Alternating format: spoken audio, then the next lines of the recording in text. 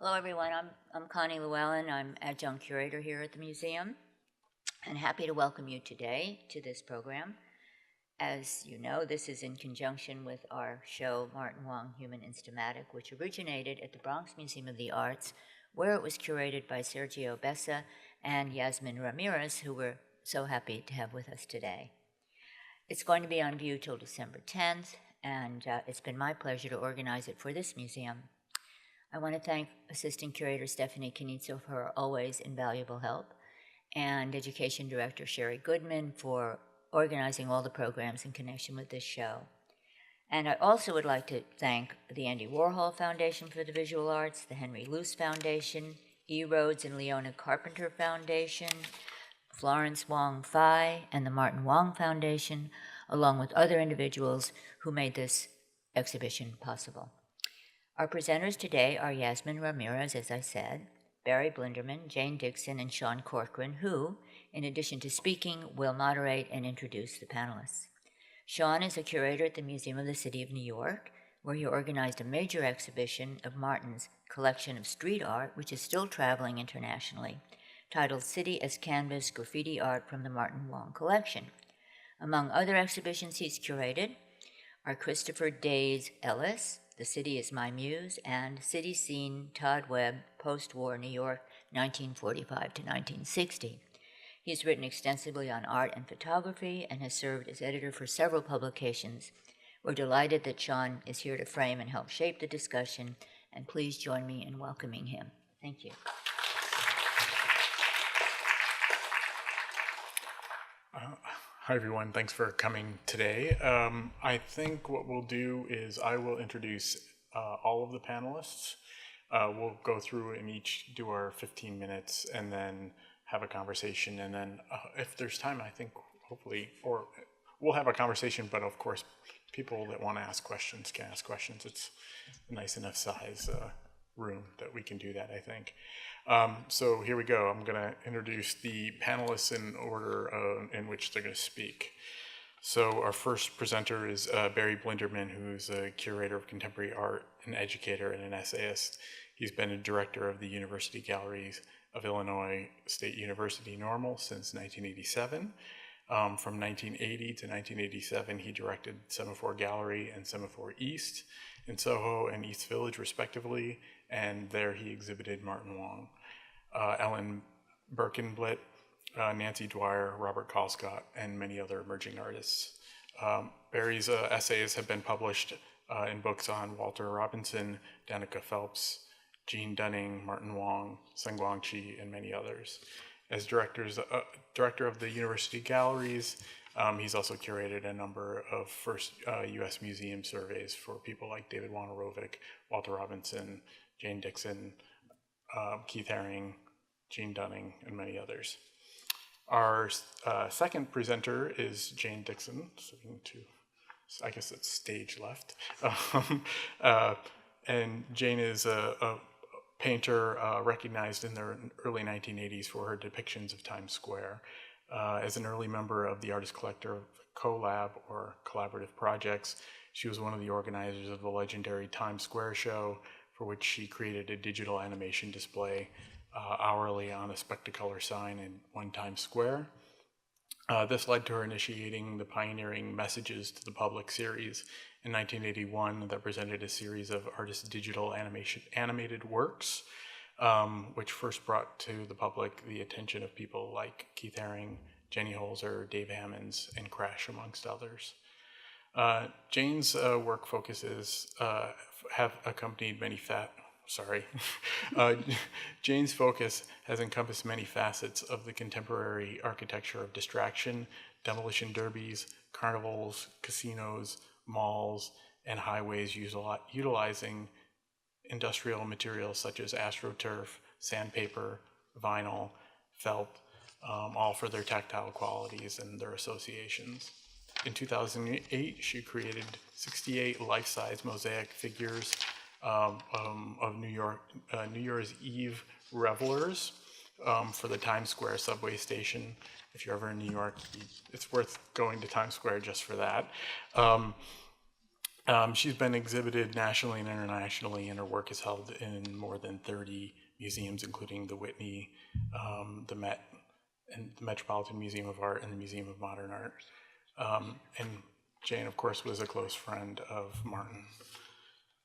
Our third presenter is Yasmin Ramirez, who is an adjunct curator at the Bronx Museum of Arts, and she's the co-curator of the initial showing of Martin Wong, Human Instamatic.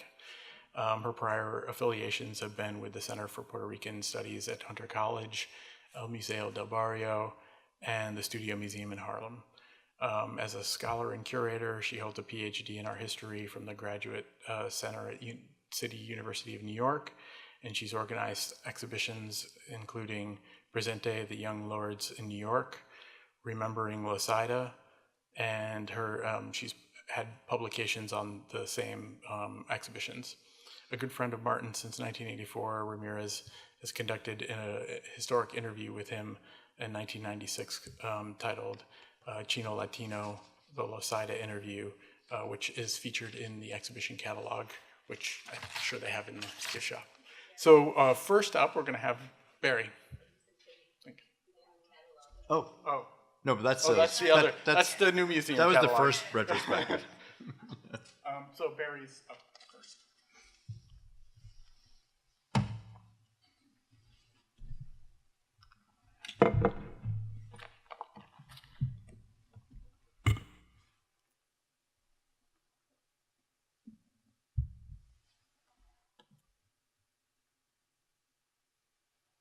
Hi, everyone, and I'm delighted to be with you, especially because it was 18 degrees when I left Illinois, and I'm very excited to have seen, or at least have one view so far of the show. I've been able to track it from New York to the Wexner Center to here, and there are many paintings here that weren't in the other venues, so it's been really great to catch up. So I decided to call this Chains of Desire, and Martin really brought us a whole cosmology of signs and symbols, including constellations, bricks, American Sign Language signs, Spanish poetry, and writing in English, trompe l'oeil effects that mimic faux wood grain. You put these all together and you get quite a complex body of work by, I would say, a pretty complex person who is mischievous but very serious, frugal, that he painted over and over the same painting again and again. That's why when you look at these closely, you'll notice that there's sometimes a half an inch of paint. Frugal, yet he would go out to eat 3 times a day with 3 dinners a night with 3 different people, and buy all kinds of collectibles, which you'll see later, which Sean will show. So anyway, no, that's not it. That's the one, right? There's Martin in front of the billboard. We showed his work 3 times. And actually, I just realized it was 84, 85, and 86. All 3 shows were in September, October. So it's starting with 84. I met Martin, and we were at Club Kamikaze, which was in Midtown, towards the Hudson River. And we shared a cab home because we both lived on the Lower East Side. And I'd seen his work. He knew of our gallery, Semaphore, which at that time was in Soho. And he said at one point, very shyly, "Could I join your family?" and he meant the gallery. He was very loyal. You know, he thought of it as settling into a new familial structure.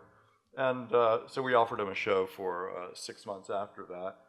And that was the billboard that we put at Houston and Broadway, the same billboard that Joseph Kosuth used for a whole campaign of semiotic projects that he did. And the Chains of Desire I copied from, Martin never let me do a press release, and I love to write, but he insisted on writing all the press releases. And this is just a little fragment of one. So, what is it? I'm taking it to street level, and then later, life without possibility of parole by whatever chains of desire, be they financial, chemical, or karmic. And then Satan runs all the rackets in New York City. These are very telling comments. We'll be addressing some of these concepts. But anyway, I think desire, whether it be religious fervor, sexual desire, unrequited love, being imprisoned in actual chains as well as metaphorical chains, these all figure largely in his work and combine in many interesting ways. I didn't realize it, but I just saw that photograph there of Martin holding the very structure, which he must have made too. That's not a real. It represents over there Chainsaw Valentine from the first invitation that we did at Semaphore, a magnet from a scrapyard that's then used to pick up scrap metal. In this case, it becomes a fetish. It's picking up chains, and it's a wrecking ball. So in the same symbol, you have the destruction, you have the desire, and then you have these broken down tenements that are about to be completely obliterated by the time the painting's done, yet the windows are all illuminated with a golden, hopeful light. So I wanted to talk a little bit about the, you can all hear me without the mic, right? Good. Pardon? Oh, okay. I need the mic? Yeah. Okay. I'll look at my, because these are really small on the computer. So the sign symbols, basically, Martin was on the subway and somebody handed him one of these cards that you see on the upper right. I'm deaf, God bless you, and here's the alphabet on the back, which of course no one's going to learn. But they didn't know who they were giving it to when they gave it to Martin Wong, who saw like, well, geez, I'm interested in all kinds of semiotic systems and signification, and this is just what I've been looking for. And then there was a headliner about a psychiatrist realizing that a murderer was being guided by demon dogs telling them what to do. So he put the two things together and did his first sign language painting.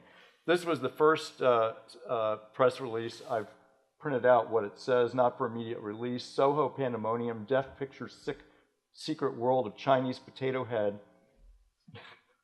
Panic Hits Arts, Art Market on eve of exhibition. See you there. The detail in the middle is from a piece called Silence. And it's funny, I was putting this lecture together and I was just going to talk about the shows at Semaphore. And then, well, just looking around, you know how the internet is, you just go from one thing to another. And I was going to talk about how Martin was a ceramicist. There's one ceramic piece in the show here that you can see. And he painted all his life. He was not an untaught painter. A lot of people call him an outsider. That's by no means accurate. But he started in pottery, which is interesting for a guy that ended up painting mostly bricks for about 5 or 6 years. And not only that, but he used actual iron oxide in his acrylic paint, which is the same mineral that is in brick, that is in clay, and when it's fired, it becomes even more substantiated. But anyway, as I was looking around, I wanted to see when Sumerian writing started, and it was about 3500 BC. And then I looked at an Akkadian, Assyrian, Sumerian tablet, and I thought, oh my God, look at this. I don't know about you, but I think it's pretty fascinating. They also look like, Martin's also look like body parts. That's unmistakable, and I think that was part of it. So he didn't just take the alphabet, he made it his own. And we're going to kind of look at the connection to bricks as well as another foundation of civilization. And being that clay tablets were the first instruments of the first bearer of language, it makes only sense that Martin would be referring to the ceramic element.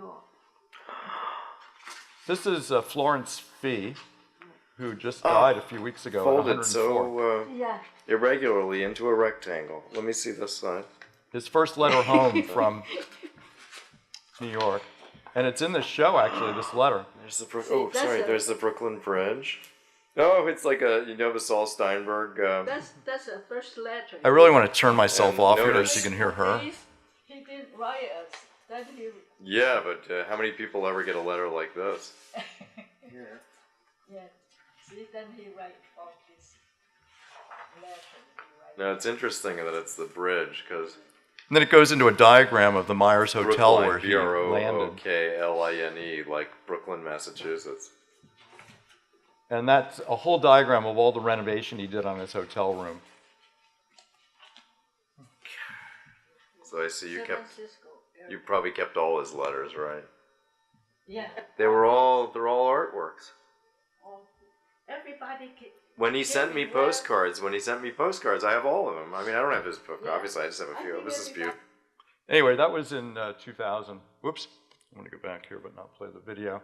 The painting, you remember the press release that said Pandemonium hits the art world. The painting on the left, the large one, is A1, dedicated to an artist who was, Martin, as you know, had a big collection of graffiti art, and A1 was one of his favorite artists. So the hand signals there, which look like armaments almost, spell out A1. And the painting over there on the upper right is Everything Must Go. And when Martin, just a couple days before his show, he ended up bringing a lot of his paintings downstairs in his tenement. And one of the paintings that I had to go fetch on a rainy night from a guy who was kind of sheltering himself from the rain by holding the painting over his head, and I paid $40 to get the painting back. That was A1, and now it's in the collection of a very renowned collection. So, like I said, Martin was very mischievous, and another painting in that first show was Sweet Oblivion. This is about 8 by 10 feet. And then that was the show, the first retrospective that Dan Cameron and I curated. And the Oblivion itself implies destruction, the destruction of property here. It applies an obliviousness kind of dream, and it also applies drugs. And the piece over on the right called White Slavery is like a menu for all the names of street heroin, which I don't know if you can see them there, but and then inset into the wall is some of the things that he collected, a little bathroom set. The bricks were never done in an impressionist style. They were always done, each brick articulated. I've said in an article that more than painting buildings, he was building paintings. Another large painting, that's a detail of a painting that's in this show, Sharp and Dottie. And again, while I was looking at them and just seeing this reverence and this sweetness, and also the alchemy of turning these bricks into gold bricks. And it made me really think of the famous Jewish Bride by Rembrandt, with the same kind of compassion, love, devotion, and this searing, shimmering gold light that comes through. Martin was not referring to Rembrandt. I'm just noticing a similarity, as we art historians sometimes do. Here was the postcard for the second show. Oh, I'm sorry, I lied. I said it was September. This one was October, November, 1985. This was at Semaphore East. And the press release here has some of what I've already read. There'll be some other details here. I wanted to go in a little bit to this painting, which is not in the show, called Down for the Count. It's also large. It's 7 by 9 feet. Quite a masterwork. Most of Martin's works have small figures and big buildings. In this case, the figures come to the fore. And it didn't take me long to realize that this was based on a descent of Christ from the cross, also mixed with 2 saints attending to him, also mixed with 2 annunciating angels, and then a prevailing figure above, kind of a resurrected figure, looking like a crucifix himself. What I didn't realize, because I'm always thinking about, you think about what you know. And just to mention the firemen, which are pervasive in Martin's work. Here, if we look at the little part of that there, they're Hypnos on the left and Thanatos, which are 2 sons, twin sons, who, according to Homer, gave the dead Sarpedon into the charge of swift messengers to carry him, Hypnos and Thanatos, and laid him down within the rich countryside of broad Lycia. And then I thought, well, what did Hypnos and Thanatos look like in ancient art? I came across something at the Met where Martin worked. Lord knows why he needed to work in the Met bookstore, but he had a job there. I think he wanted to read all the books and look at all the work. So that's a red-figured Attic vase from around 515 BC of Hypnos on the right and Thanatos winged with helmets. And then there is the dead Sarpedon from the field of Troy. Notice the wounds, which think about the next picture. That's Hermes in the middle. And the attribute of Hypnos, if you can see there's some flowers below there, is the poppy. And this will then fit into the whole idea of Hypnos, who basically puts you in a trance or a sleep state. So when a fighter is knocked out, you're somewhere between. You could be somewhere between unconscious and dead. So you are really being carried by the twin brothers, Hypnos and Thanatos. And so Martin was really invested in mythology as it then relates to Christianity, because the Christians couldn't think of their own images always. They had to rely on things that came before, Egyptian and Greek art. So therefore, when Raphael did his deposition, it resembles very much the Hypnos and Thanatos carrying away the dead warrior, even so much that the wounds of Hypnos and Thanatos end up being the wounds of Christ. So Martin ends up showing that to me now, so many years after he died, and I had no idea that he had copped that composition, lock, stock, and barrel. There's a drawing that's in your show too, that I just photographed yesterday. Make sure the heart is full and voluptuous, of the kissing fireman. And I'm going to have to skip a few things. Then we also have twin boxers as well. Martin roomed with a boxer named Pedro. Wait, I wanted to go back here. Oh yeah, those are the kissing firemen from Big Heat, a painting that's also in the show. And there it goes, so you have death, oblivion, eros, then the wings of Hypnos and Thanatos have become fire extinguishers. Now, extinguisher, extinguished, dead, expiration. We just went to yoga, right, Jane? Expiration is to breathe out. When you breathe out carbon dioxide, which is CO2, and when you breathe out the last time, you're dead. Really complicated. Notice these gates just going into the void, endless gates, always being chained in, always being chained out. The chance to win pride and face and glory in a world in which you're pretty much shut out. Mitosis is the splitting of one cell into two, and there are two boxers in front of chained cells. This painting is also in the show. Give me $6 or I'll kill you. Give me $6 or I'll burn down your building. So it starts with a threat.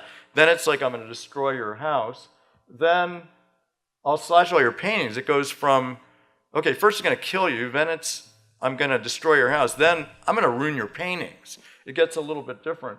Finally, give me $6. You can touch me all over. It becomes a proposition. Gets more and more desperate. I'm sick, man. I'm going to die. Give me $6. I only got $4 and I need $10 a cop. Martin said he transcribed this from an actual conversation by Pedro, the boxer, a model for one of the twin boxers that you just saw. So kind of getting the how he puts these things together. This poem is incredible. This is by Miguel Piñero, his friend and muse, and they were great influences on each other. I just love this. On the third day, because on the second day God was out of town, on the third day God's nose was running and his Jones was coming down, and God, in all his all-knowing wisdom, knew he was sick and needed a fix. So God created the backyards of the ghettos and all the alleys and the slums and heroin and cocaine. And so this confluence of mythology, Christian imagery, and imprisonment, as Christ the Redeemer basically had to suffer greatly to redeem us, prisoners of the soul, whatever. And so there's the sacred shroud of Pepe Tercel with a crucifix in the shape of a stop sign: don't go, don't pass, in front of a jail. Sorry I have to go so fast, but so then here is Sharp, his muse, in jail, upturned like a Cézanne still life. The little bathroom fixtures come from the collection. And on the top is another painting that's in the show of Sharp in jail. And notice too how it's this is a self-conscious cop of Mantegna's Dead Christ. Then, as a transition to the storefronts, which is the last body of work I'm going to talk about. Am I running over? Okay, I'm trying to go really fast. Okay. This is about that size. It's a near life-size facade. And I saw this on, it was Good Friday of Easter, either 84 or 85, I can't remember. And I went up to Martin's loft, which is up 6 floors. To get there, you'd have to go past somebody with a needle in his arm, and it smelled like urine, basically. And it was, once you get into his place, there are 5, 6 paintings stacked in front of one another, and they're all huge. And like I said, they've been painted over other canvases. There were paintings on other sides of the canvases, on the other side. Anyway, I looked at this, and there wasn't much light in the place, and it was quite a moment. I'd never seen anything like this. Of course, it's a trompe-l'oeil of a gated building, but in the other sense, it's kind of like Ad Reinhardt's last painting. It's just this beautiful, sublime testimony to transcendence. And although if you go to a detail, that's not a detail of this painting, but the detail on the upper right, in which a lock basically becomes a phallus. So this is the transition into the last show.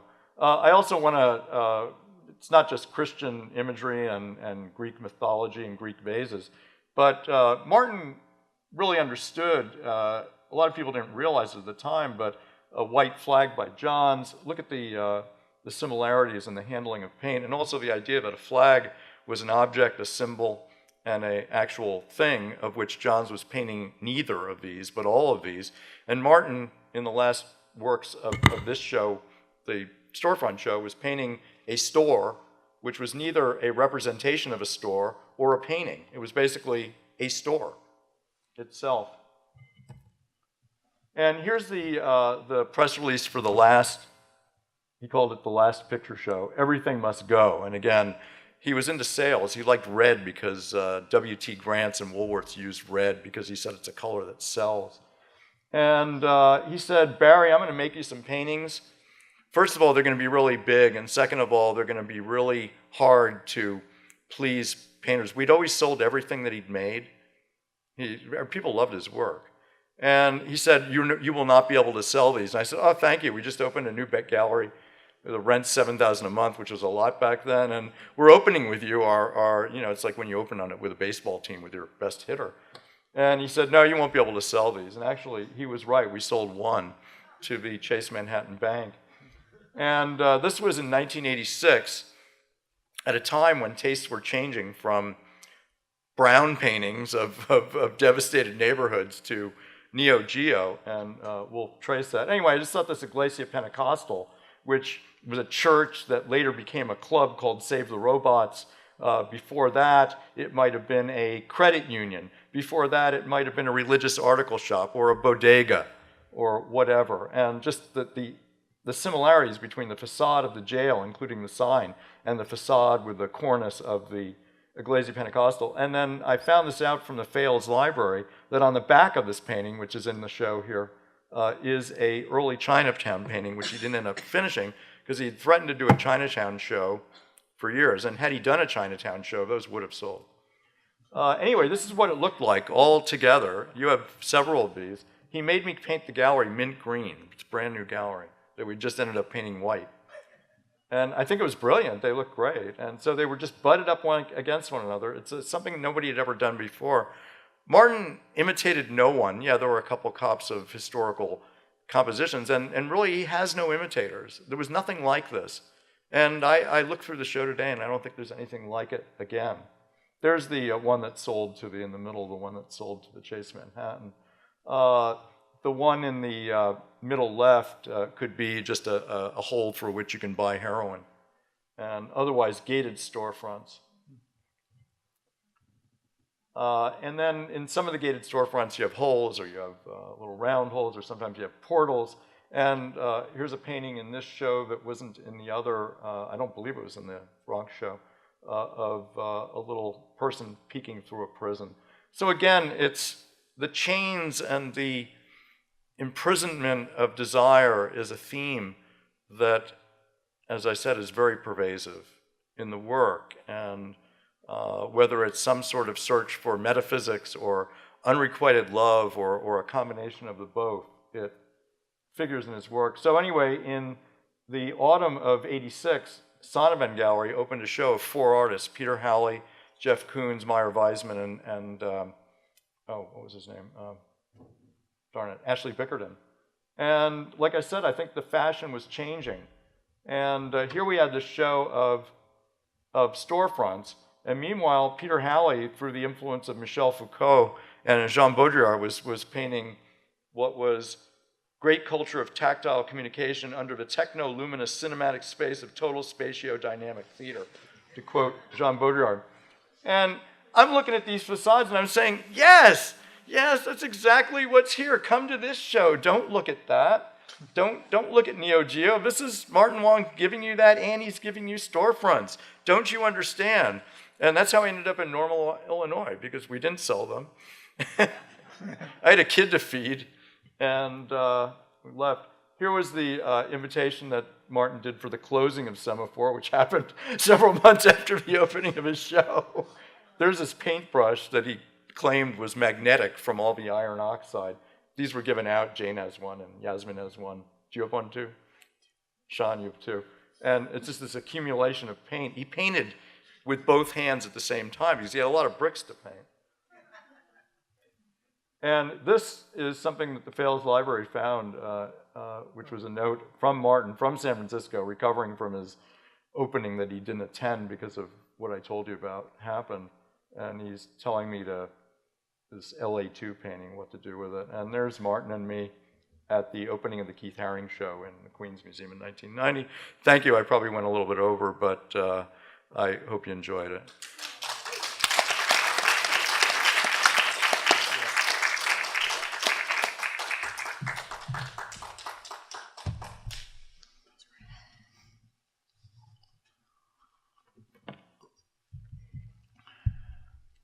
Okay, how do I start mine?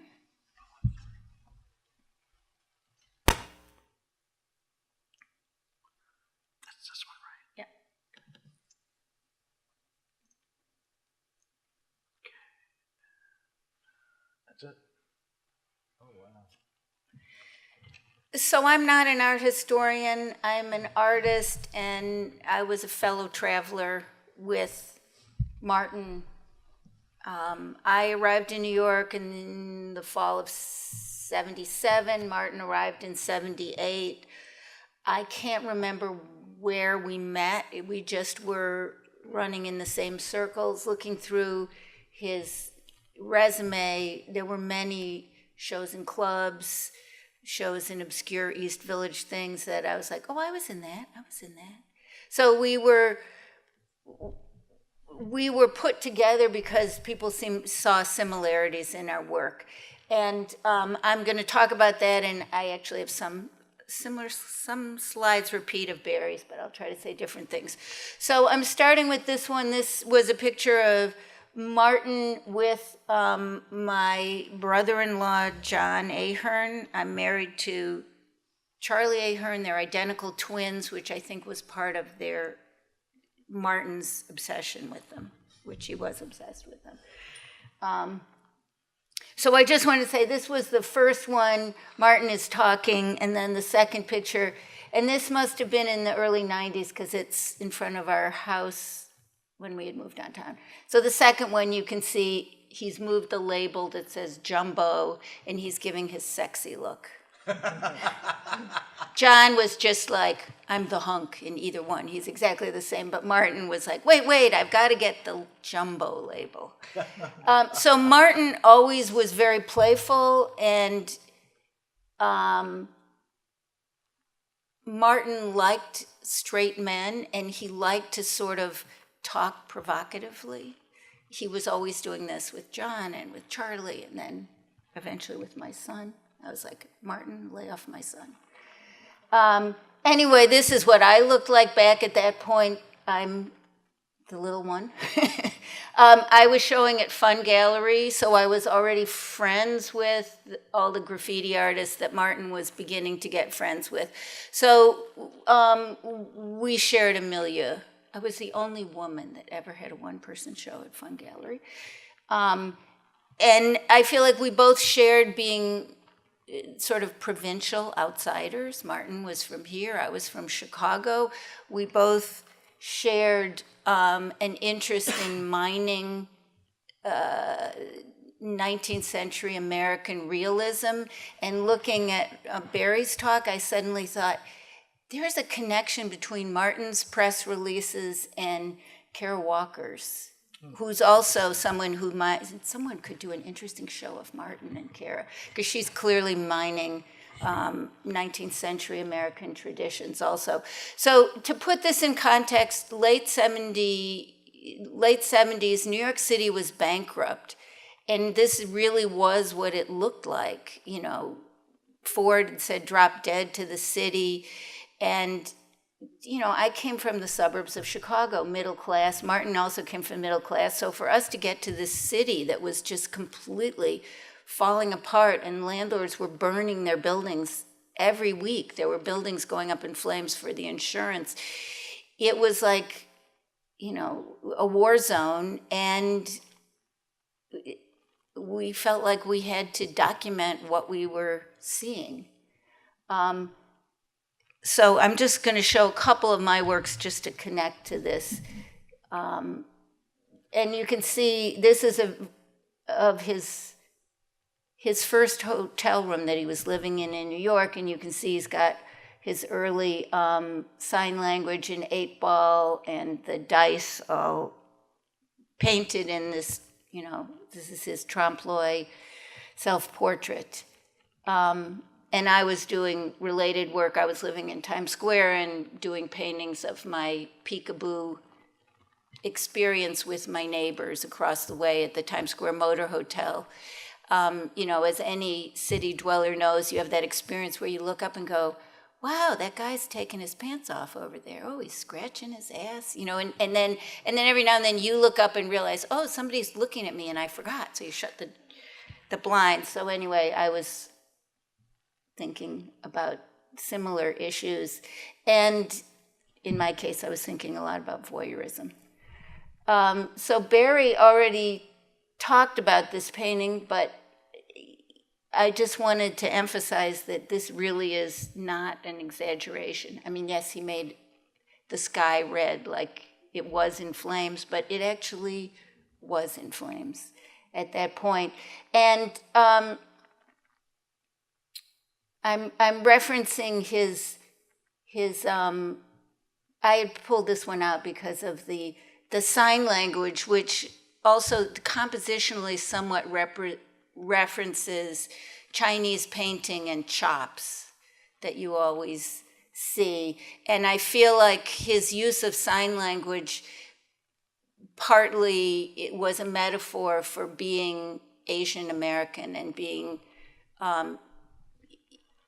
even though he wasn't, I don't think, fluent in Chinese, that he was sort of between languages and always between cultures and trying to spell things out. Because growing up here in the Chinatown of San Francisco, it was a very strongly, a strong ethnic community.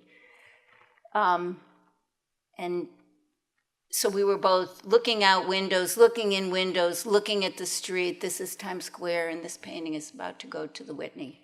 They've just acquired it. Very happy. So Barry mentioned, Sean, I guess, mentioned, I was part of collaborative projects at the moment that we came to New York. Conceptual art and minimalism were the order of the day, and artists that were interested in social commentary, there wasn't really a place for us in the market. So we started doing our own projects and our own shows, and I felt like it was like stone soup. Everybody, in those days, rent was really cheap, people had big places, so people started going, well, let's do a show at in my loft, and let's do a show in your loft. And each person in Collab would come up with an idea for a show, like the doctors and dentists show, and anyone could put anything in it that they wanted to. The only criteria was you had to have the nerve to put it in, and then if somebody moved your work, you had to have the chutzpah to go, excuse me, I'm moving that back, get your piece out of my piece's way.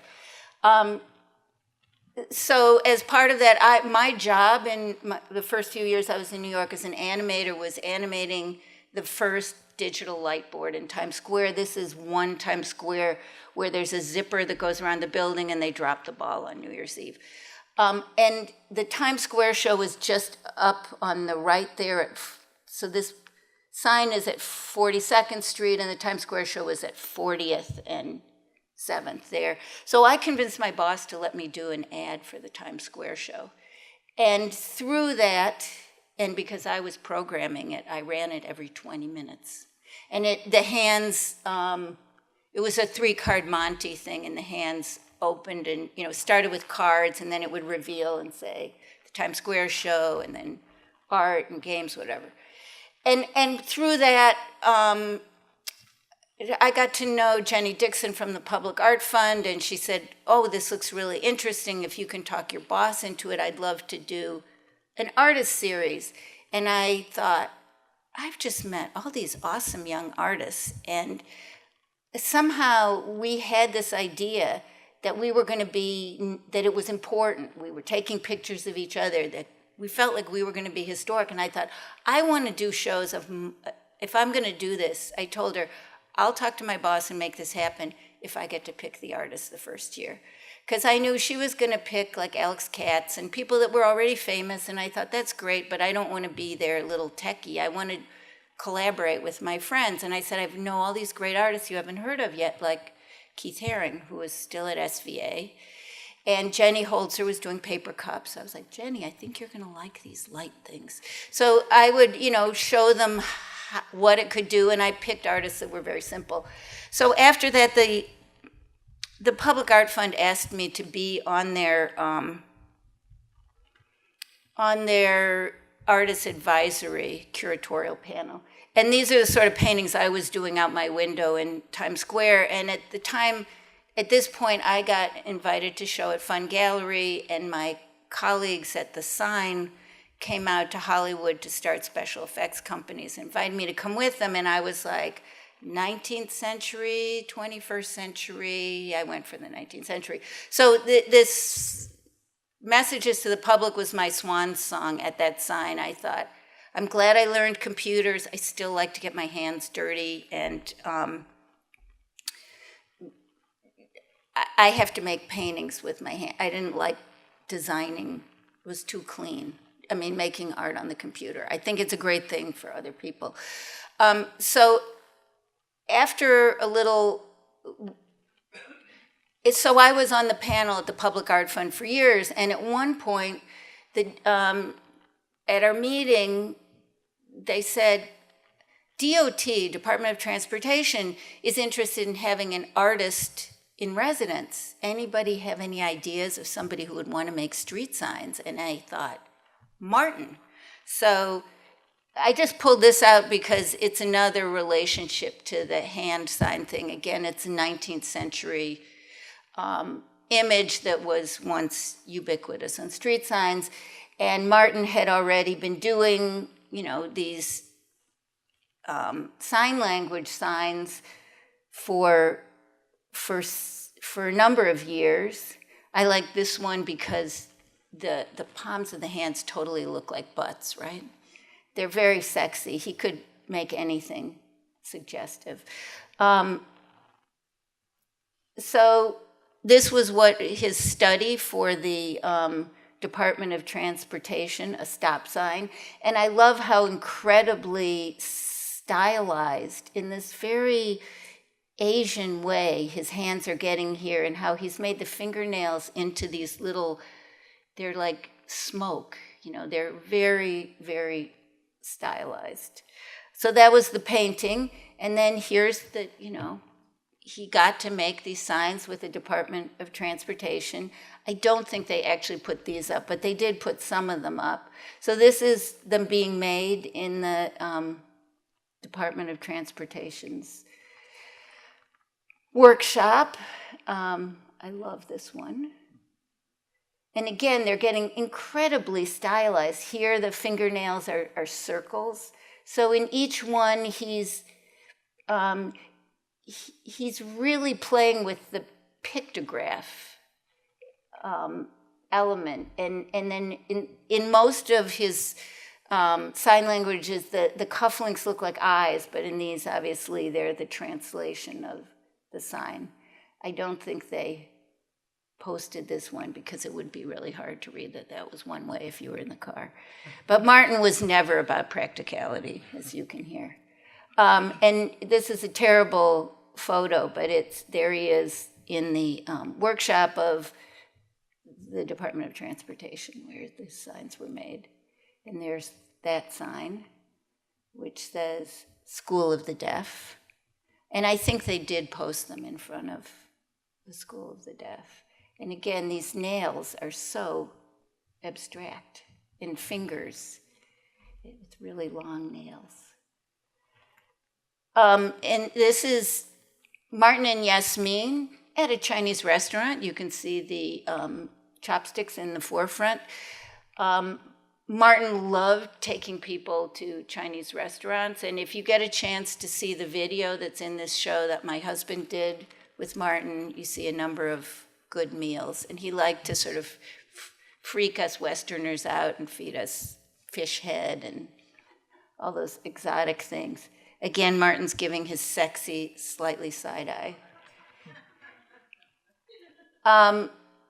And I just threw this in because at this point in the early 90s, I had broken my painting hand, and when I got the cast off, it was actually when I was doing this show with Barry. So I couldn't paint, and I was doing this mid-career show, so I went around and saw it in different venues. It was very weird to be looking at all of my work up until that point and not being able to paint. So suddenly when I got my cast off, my hand seemed really important. And I didn't at the time connect it to Martin, but preparing this I did. And also at this point I had little children and I felt like I was trying to mother the world. So I did these really long carpet samples that were like carpet runners that were 20 feet long, and this one was going around the corner for him. Anyway. And the reason I'm showing it is that then I had forgotten this, but it came up recently because actually it's up at the Whitney right now in their protest show. I don't know who gave them this poster, but Days, who's a wonderful artist, met this guy from Avanti Gallery, and he convinced him. Days was trying to get a show with this guy, and he said, well, what if I curate a group show with my cool friends, Jenny Holzer, Crash, I can't remember who that third one is there. Me, I have this hand because I had just got my cast off, and himself and Andrew Castrucci. So we did this, they had this idea, we're going to do this multi-artist poster for the show and print a lot of them and sell them. I don't think they sold very many of them, but I still have a few. And it was this, each artist got this long, skinny, horizontal format because that's the format of a subway car. So for Days and Crash, that was normal format for them. For me, I was like, I don't know, I'm going to do this long arm. And it was great that Jenny has her sex quote in there. Okay, so then this is, I just found, is the photo of, that's Donnie, who was the dealer of Avanti Gallery, and the guy on the right, I forget his name, but he was a collector, and there's me and Martin. Martin was starting to get ill by this point, and his face got very red from the drugs. So you can see his face is puffy and it's red. I don't know what I was looking at in that picture. I don't know whose art that is in the background. Not ours. So I feel like Martin's whole thing, whoops, let me go back. that one of the things that Martin and I share is this focus on signs, that we weren't talking about semiotics the way that the other artists of that period, the pictures generation people were, but we were thinking about it in a perhaps more literal way, but we were thinking very much about signs and what signs tell you of what the place is and what people are valuing. And both of us are focusing on the street and signs of many kinds. And, you know, here we have the Good Samaritan and it's locked. You know, the Good Samaritan is not available. And I feel like Martin always seemed like an outsider. He, you know, he was an outsider. For one thing, he was unusually tall. He was kind of gawky. He was really the only Asian Chinese guy in our extended crowd. And he sort of had an accent. I don't know, different. He didn't sound like a New Yorker. I wanted to say a Western accent, but I know you guys would recognize.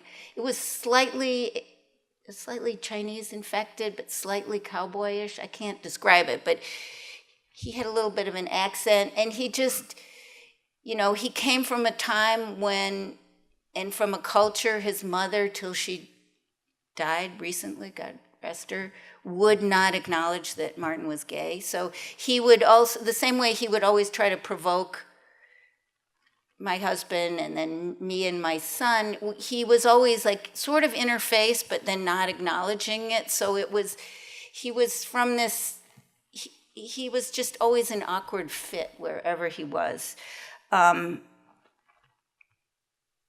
Here's a picture of my husband, Charlie, and Martin, clearly ill. This was at Exit Art, and those are fans that I had completely forgotten I had shown there.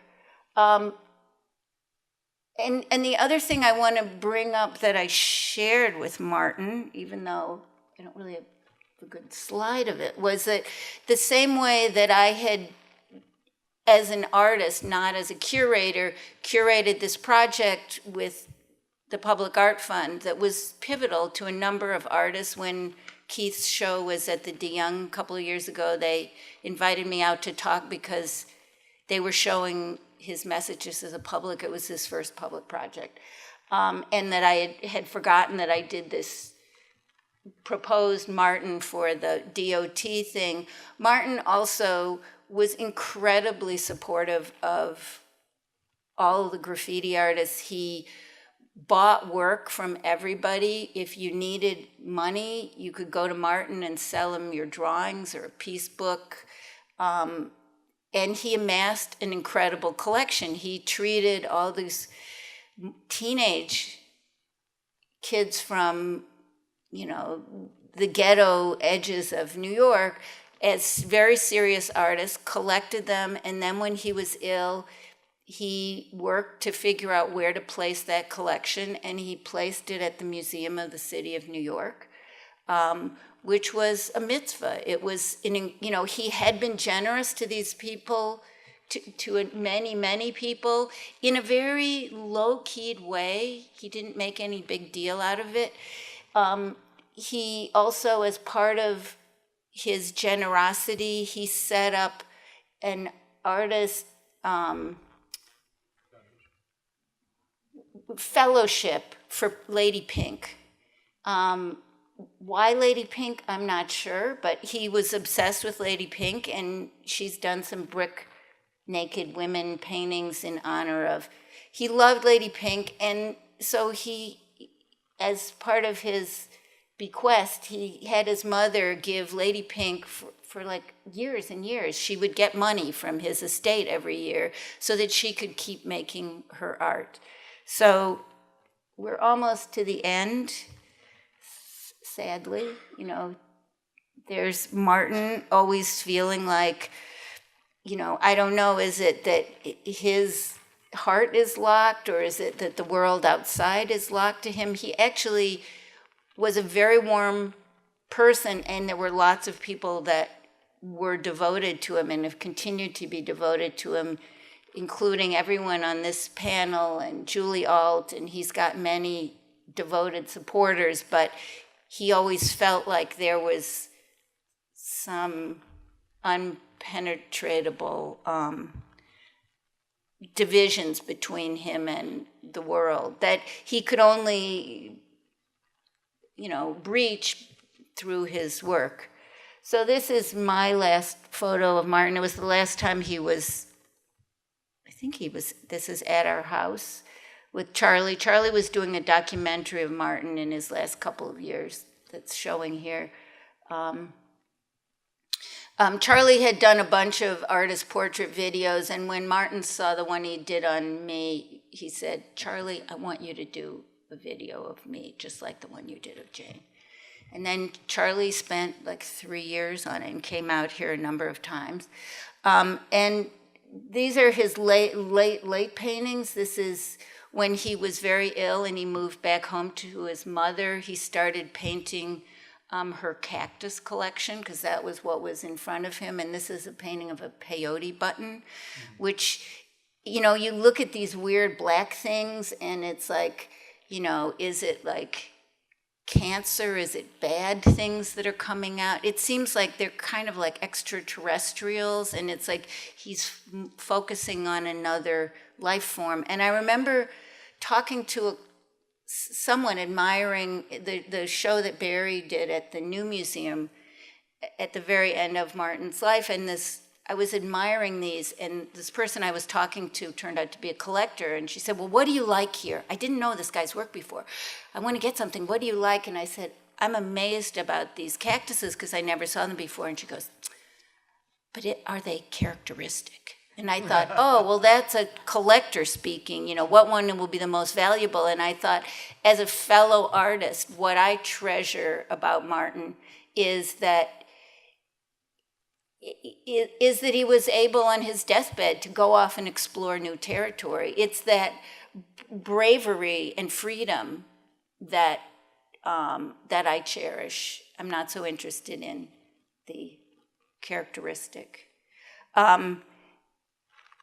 And I wish I had brought a slide of it, but he, at one point, back to his twin thing, he made these little round brick paintings that he would sell at Exit Art for like $100, $200 just to sort of keep things rolling in the hard times. And when Barry was talking about how you couldn't sell the last show, it was because New York was no longer bankrupt. We were reflecting in the early 80s a certain reality, which when Neo Geo came in, it also was coming in on this wave of money and gentrification, and it was the new New York. Forget about those old burnt down tenements. This was the beginning of the New York of the luxury condos, and so it was like new art for the new money. Anyway, back to this little. At one point, Martin gave John and Charlie, the twins, one of these round paintings, and on the back it's got a dotted line and it says "cut here."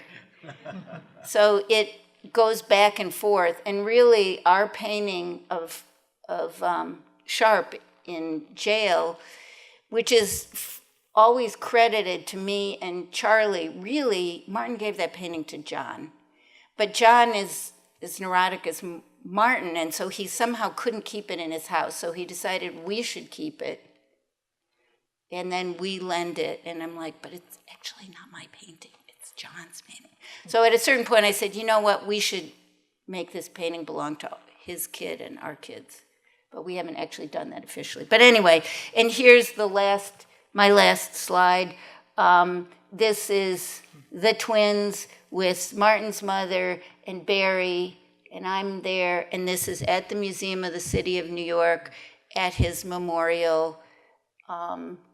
You couldn't have find a better art mom supporter than Florence. She was furiously protective of his, she saved everything. She worked really hard with the gallery and with curators. This was her life's work, was to see that he was not forgotten. And many artists, once they die, if they don't have a champion, they get lost. And she was a relentless champion right up until the last couple of months. And I want to applaud Sean, because his collection languished at the museum. Martin's collection of graffiti languished at the museum for, 10 years, 15 years, because it was, graffiti was a hot potato that politically was very awkward to deal with. And the curators previous to Sean were like, I'm not going there, it's trouble. And I think it was the most popular show the museum's done, Sean, right? So once he waded into it, he's found worlds within worlds that we wouldn't have if it wasn't for Martin's foresight. So not only is he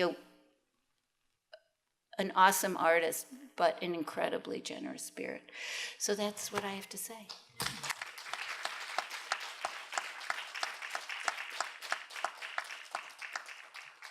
I don't know, do you know how to close it?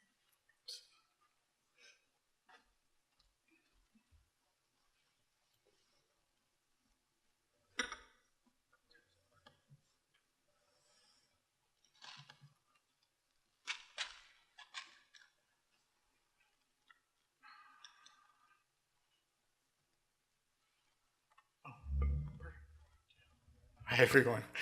I didn't realize it was up. Yeah, this is mine. Do you want to? Okay. Okay. So I'm the one person on the panel who never actually got to spend time with Martin, but I've come to know him in a different kind of way, I suppose. And so I think it makes most sense for me, as somebody who has dealt with his collections over the last few years. Sorry, I'm a little emotional. To talk about these collections. I'm going to first read a part of the intro of Julie Alt's essay in a catalog called I Am You, You Are Too, which was the catalog for a show of Martin's collections, Martin's and frankly Florence's collections, that were exhibited initially at the Guggenheim Museum and then later at the Walker. This is the picture on the right is a picture from the Walker installation. I'm not sure if it's shown anywhere else after that, but this is all to say. This is from Julie Alt's intro. In Martin's private cosmos, in the picture on the left is Martin's bedroom on Ridge Street. In Martin's private cosmos, cultural expression from distant eras and origins cohabitated nonchalantly. There were Chinese blue and white porcelain stools to sit on, drop cloth come rugs to catch wayward paint. Valuable ceramic figurines, books, cartoon toys stood on every surface. Work from fellow artists Martin bought or traded for were interspersed with prints by Utagawa Kuniyoshi and his own paintings on the walls. Tags by graffiti writer friends covered refrigerators. In spite of the treasured objects throughout, the place was primarily for painting, so it was pretty messy. In his collecting activities and in his art, Martin embodied a multiplicity of passions. Chinese ceramics, paintings of Thomas Eakins and Winslow Homer, calligraphy, archer's thumbs rings, children's lunch boxes, Mickey, Minnie's, Donald's, sign language, astronomical constellations, graffiti, Losida, the writings and person of Miguel Piñero, men in prison, firefighters, Chinatown, and so on. So all that, I think, gives a really nice summary of the things that Martin was interested in, things he collected, things that appeared in his paintings in one way or another. And from what I can tell, they all kind of come together in his life and in his work. Collecting for Martin began really from childhood, and I've read that even as a kid they would go to antique stores, flea markets, things like that, and that's where a lot of the tchotchke kind of things originally started coming together, and you can see a number of them there in the Walker installation photograph. Thank you, Barry, for that. And then here in his room, you see some of the Chinese ceramic, the stools. There's a sign painted by Sharp, and then his own paintings.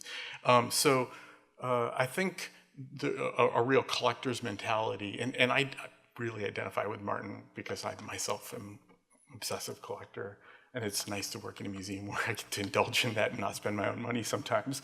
But you know, it kind of began from childhood, and of course, growing up a bit older, he was involved with the Angels of Light, and has worked in, you know, creating sets and things like that. So he was making his own art as well. But around the same time, he started collecting psychedelic rock posters. And I happen to know the person who eventually acquired this collection, and there's well over 100 of these. And you know, today it's funny, coming back here, I see them in stores all over the place. Of course, the later prints and things like that. But it's kind of nice to see them, because in New York, you don't see, these are really rare in New York. You don't see these all that often. But to go, you know, I went through several boxes and took these pictures as, you know, examples. But the reason I show these is because, you know, of course, he was collecting the tchotchkes things as a younger adult. By this time, he's making his own work. If you actually see the handbill flyer that he made for the Angels of Light, you can kind of see, you know, he's a part of this whole scene and the style of work. So he's collecting these things. I don't know if he actually went to these shows or not. I'm not certain. He may have just gathered them from, you know, these were posted around. And some of them even have pinholes from being posted. But there's literally hundreds of these in the collection. And he clearly was very careful with them too, because they're in incredible condition for having been shown.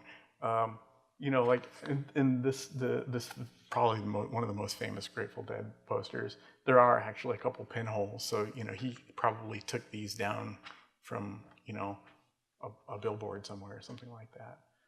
But the foresight to actually collect these and keep them, like, this is like, as a collector, I think the theme that's going to run through this again and again is he didn't care if it was considered high or low art.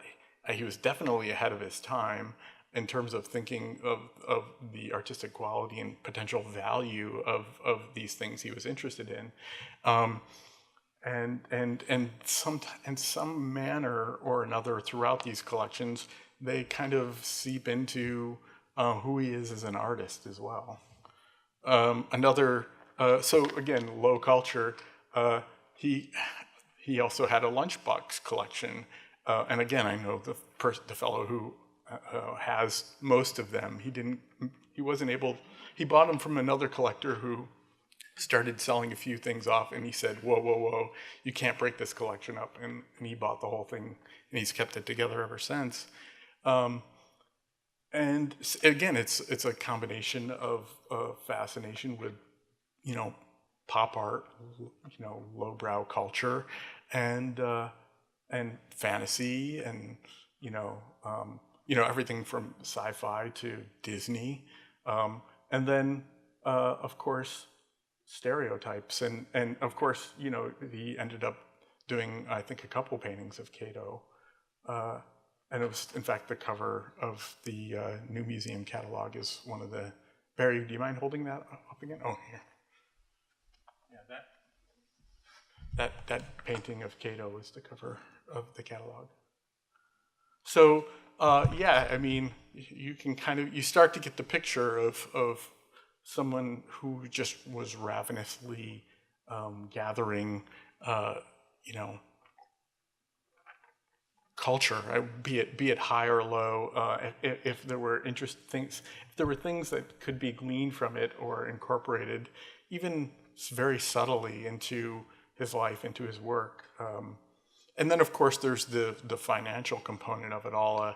I didn't do what Barry did, which was take some pictures of things and then incorporate them in my slideshow last night. But in the same letter in which the first letter home, in the bottom left-hand corner of that letter, there is a note from Martin to his mom saying, only send one, I forgot what it was, piece of pottery or something like that to the Native American department at Sotheby's because we're not certain if it's authentic or not. So he was dealing in antiques and using the income he was making, I think, to partially underwrite his living in New York. So buying and selling collections and antiques and artwork was always a part of it. There's the famous story of he owned a Mondrian drawing. So he would buy art if he saw the opportunity to make some money off of it to help him, stay afloat. He would maybe then put something out to auction. So it was, in a certain sense, certain collections were being built over long periods while other things came in and went, depending on, if he could, basically make some money to keep living, to keep painting. But of course, the big collection that I'm most familiar with is Martin's graffiti collection. And these are 3 photographs by Henry Chalfant, and they're really here just to give you a sense of what trains rolling through New York City. Of course, these are some of the best trains rolling through New York City at the time. And of course, you've seen hopefully the show, and you've heard Jane and Barry speak, and you understand the importance of semiotics, words, the way Martin placed importance on them, and you can kind of see right away why this is something that Martin would respond to. Again, kind of rebellious kids. Martin was certainly a rebellious kid, hanging around with the Angels of Light, kind of counterculture. So to go to New York, see these young rebellious kids, you can, I think, see the attraction right away. And then let alone being, rebellious artistic kids, it makes even more sense. So, of course, then, there's this famous Attorney Street Handball Court painting Martin made pretty early on. And you kind of see Martin responding to the things he was seeing in New York City. And you can kind of understand why he would become interested in what these young graffiti artists were doing. So besides working at the Metropolitan Museum of Art bookstore, Martin also sold canvas at Pearl Paint for a number of years. And while there, he met a lot of the kids who would come in and steal as much as they could from the store, markers, things like that. But of course, by the time, by 81, 82, a number of the kids who were going out and painting trains at night were trying to go legit and make money on what their work was and show it in galleries. And so they would come into Pearl Paint to get canvas. And since Martin was there, it was, he saw the people coming and going and pretty quickly figured out who was who and struck up friendships with a number of these writers. So one of the first, an early friend made was Christopher Days Ellis. And Days tells the story of another writer saying, "Oh, you should go down to meet this guy Martin Wong at Pearl Paint. He's really serious." And Days was like, "I don't know what that means." He's like, then I met him. He said the first time I met him, I couldn't really tell how serious he was about what we were doing. And then he said Martin invited me over to his place, and he was like, "I didn't realize he was a painter." He said, "I thought he was just interested in my work," and casually said, "Oh, I'm kind of interested in it." But then when he went over to Martin's and saw how serious an artist Martin was, there was an instant mutual respect. And I think within a year, the two swapped these paintings. So Days received the Miguel Piñero painting, and in return, Martin got this painting by Days called Phobia, which had shown in Fashion Moda just before. I should say that the Piñero painting is now at the Edison Gallery of Art. So this is something that was happening is Martin would meet some of these young kids. They would sometimes trade. Word got out pretty quickly that Martin was buying things, and I think he was probably overwhelmed by people approaching him to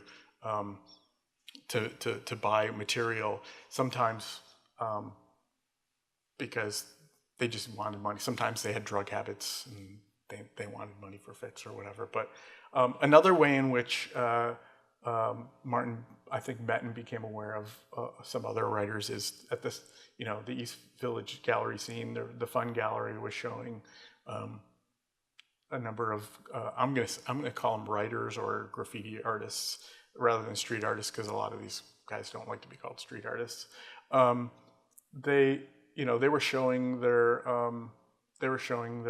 work at places like Fun Gallery, and in fact, so this painting at the bottom is Sharp's first painting ever, and you can see it actually on the wall there at the Fun Gallery. And Martin didn't get it out of the show. Martin was savvy. If he could save money by waiting till the show is over and getting it directly from the artist, that's what he would do. So this came directly from Sharp. And another good story, money-saving story for Martin. Another good friend was Lee, who eventually went and lived with with Martin when he was kind of down on his luck for a while, and became the subject of his paintings. But Martin was pretty obsessed with Lee's work, and the case of this one painting in the collection. The painting was originally shown at a Barbara Gladstone gallery show, and I think it originally sold for something like $20,000 or something like that. Martin bought it a few years later at an auction for $3,000. So and in fact Lee was living with him at the time and helped him carry it home from the auction house. So there's Martin was pretty smart about buying this stuff, because one thing I guess you all should know is that there was a moment in time where a lot of these graffiti writers were showing in galleries and were selling their work for a lot of money, short maybe 3 years, but then the bottom fell out. It was treated like a fad, and the galleries dropped these guys, and like they went from having a fair bit of money and making a career as an artist to not being able to get a show, not being able to sell a painting. So, and what's maybe one of the most important things is Martin supported them throughout it all, on their highs, on their lows. He was there for them. When he had the money, he would support them. So one of the most important works in the collection is the bottom painting of Howard the Duck by Lee, and it's based on this famous handball court mural, which Martin always wanted. Martin said that should be the whole wall should be saved, and of course Lee knew it was never going to happen, so he agreed to make the painting specifically for Martin. And Lee has said I would never have done that for anybody other than Martin, because Martin was so supportive of me. And so when I showed the collection to Lee and Days and a few other guys, maybe 8 years ago, when I was really starting to get working on the collection, and Lee said, how did he get the stuff from me? I was like, I can't believe I let him have this. That's the original preparatory sketch for the handball court mural there. And Lee notoriously does not let anything go. So the fact that he was able to get some really important things out of him lets you know how deep their friendship really was. And again, just to give you a sense of some other work in the collection, this is a painting by John Motto's Crash. And this is Lady Pink's first ever brush painting, first time she ever put the spray can down and painted with brush. These are two paintings by Ramel Z. So Martin was interested in all kind of different variations and forms of graffiti / writing and based art. Futura. But what really separates Martin's collection from everybody else's, to this day, frankly, because there are other important collections, primarily in Europe, but what really separates Martin's collection is the acquisition of about 60 black books or sketchbooks, in which writers would sometimes practice their outlines and their pieces in these kind of little artist books, which would then sometimes they would be painted on the train.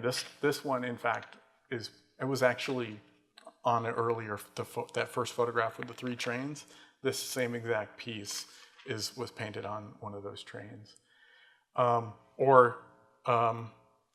would just be things passed around amongst the community. You would do a piece in your friend's book. Depending on how much you liked each other, it would depend on how elaborate the piece was done. But these, again, are things that writers generally don't let out of their possession. This is kind of like your diary, In a sense, they tell your story. They tell you, your progression as an artist, your development for your outlines, your tags, whatever. They tell about who your friends are, who your crew is, who you're going to the yards to paint with. So the fact that Martin was able to get so many of these lets you know that he was a trusted person.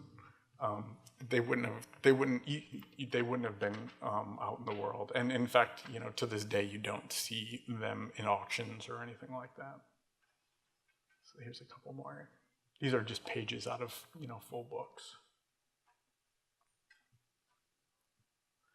And I should say those books are the thing that are the closest link to the real painting out in the world. They're, because the trains are gone. Most of the murals that were painted on walls, they're gone. So that's the closest direct link to what was actually happening in New York City at the time. And as Martin became more and more serious about this being an art form and a genre of art all its own, he realized it has its own art history, and he became more conscious of saying, okay, well, I have all of these works of these guys that I've met, and they're all from the 80s, but there's a history in the 70s, and if I'm gonna really collect this, I need to collect the history of the whole medium. So he began searching to finding people from the 70s and collecting their work. So this piece is kind of almost, for writers, this is almost like a holy grail, because all these tags come from about 1971 to 1972, in a time when, before people were writing on sketchbooks or writing on things permanently. They were just going to buses and walls and writing their name. They weren't writing them on anything that would last. But this one guy named Wicked Gary took these little index-sized cards around and had all of his friends write their names on them. And he was probably one of the first guys to do it. There's things from this time period just don't exist. And Martin convinced him to sell it to him. And in fact, he convinced him to also sell him a couple of the earliest piece books. These are from just, maybe a year or two later. So while there's not a lot of material from the 1970s, there's enough to kind of begin to get a sense of what the precursors to the core of his collection is. And again, this is also something that makes his collection quite different than a lot of the other larger collections out there today. But not only was he collecting this material, these people were his friends, and they appeared in his paintings. in conversation, Days casually mentioned, and I think it's actually pretty accurate. He said, Martin was collecting our childhood. So, these things, again, I didn't mention this, a lot of these guys were anywhere from 12 to 18 initially when they were writing. And then as they were doing more legitimate work, late teens, early 20s. And Martin has Days' first black book. I didn't put it in here, but because Days is kind of embarrassed by it because he thinks it's not very good. But Martin was really serious about collecting particular people in depth, and in Days' case, he really was kind of collecting his adolescence really from his earliest work till he was a mature artist. But in this case, Sharp was certainly one of his muses and appears in a lot of his paintings, and they had a really close relationship. In fact, this late painting here, I know this painting was made while in about 96 or 97, when Martin was here in San Francisco and Sharp was touring around on the Vans Warped Tour and painting. It was like a concert event, and Sharp was painting a painting at every show. So when he came to San Francisco, Martin went to see him and took I don't know if he took a picture of this or not, but I actually know the painting that Sharp was painting this day, and Martin owned it at one point. So this is, it goes from the early, Sharp became a subject in the early 1980s until 1997, I think this painting is. And then, so you've seen this a couple times. I'm going to talk about this painting from a very different perspective. This, particularly the painting on the left, not the painting on the right so much, but this comes from a real story, a real event that happened with Sharp and Martin, where Sharp had been pursued because of a beef with another graffiti writer for almost like 2 years. And one day near Astor Place, they came off the subway, and there's the guy. And Sharp says, "Let's run, let's get out of here." And Martin says, "No, He's like, "Don't worry, we're together. We'll defend you," because Sharp is not really a fighter. and the guy who was after him, his name was SK2, and in fact, Sharp got knocked out, and Martin got punched in the face.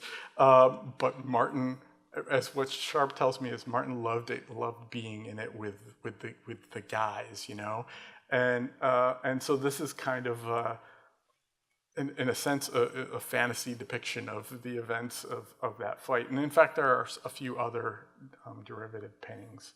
So there's the art historical way to look at it, and then there's the story of what really happened and Martin's fantasy as a result. Lee, who I mentioned, these are 3 paintings of Lee. And there's a famous story of Lee staying with Martin for a while, and one night Lee says, "I was sleeping and I woke up kind of drowsily, and I hear click, click, click, click, and Martin's standing over him taking pictures." And so the picture on the top left, I believe, is probably a result of that.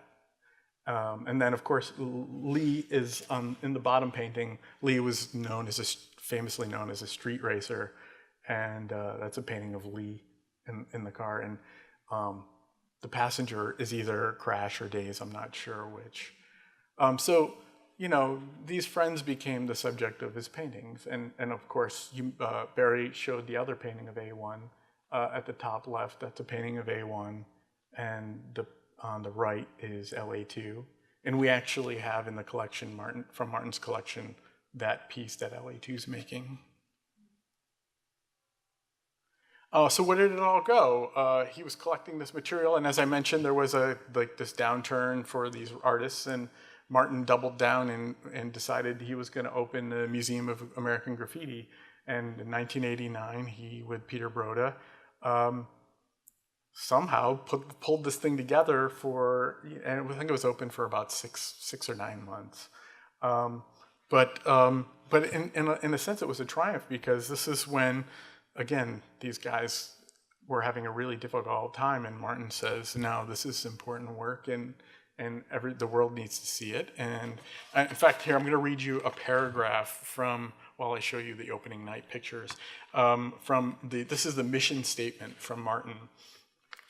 The Museum of American Graffiti is a privately funded institution devoted to the study of aerosol hieroglyphics as it first manifested itself in the depths of the New York City subway system.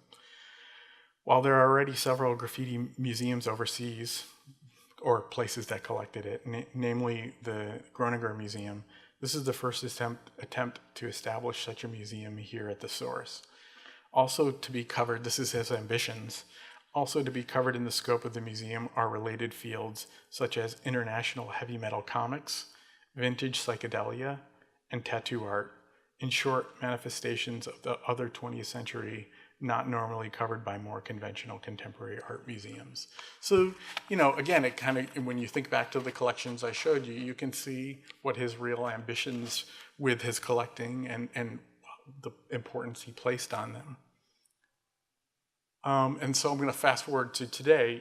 Of course, Martin was diagnosed with HIV/AIDS, and, he realized that he wasn't going to be able to stay in New York. He had to go back to San Francisco, and he made a decision to keep the collection in New York City, which is really an important, and obviously I'm biased, but a really important decision because this is where all this work was made, and it was donated in 1994, and as Jane mentioned, they put a few things out for his memorial, I think, in 1999. But and as Jane mentioned, it's even still today a touchy subject in New York City. Having lived with what a lot of people saw as a horrendous thing,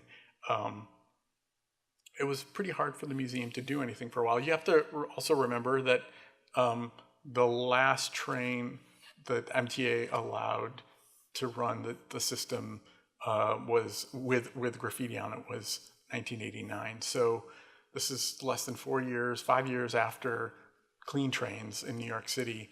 So it was still very fresh in people's memory when he donated it. So the fact that it was even accepted by the museum, in my mind, is pretty remarkable. Like that somebody there was, and I know who, but that somebody there was brave enough to say yes to the collection. But it took time, I think, and maybe a little bit of distance to be able to really look at it objectively, not just as art, but as a social movement, and to understand why people were doing this. Am I doing okay for time? Okay, I'll finish up. So finally, when I started there 10 years ago, and it took me a while to do the research in the collection, but eventually we got people on board at the museum. And the great thing is we had the entire collection conserved. Now, not like, overdone, but everything was cleaned, everything was like really taken care of. And so these are the conservators cleaning all of the paintings. We published a book, and then I guess almost 4 years ago, the exhibition was out, and it's been in Amsterdam, Bologna, and currently it's showing at the Indianapolis Museum of Art. So Martin's collections live on.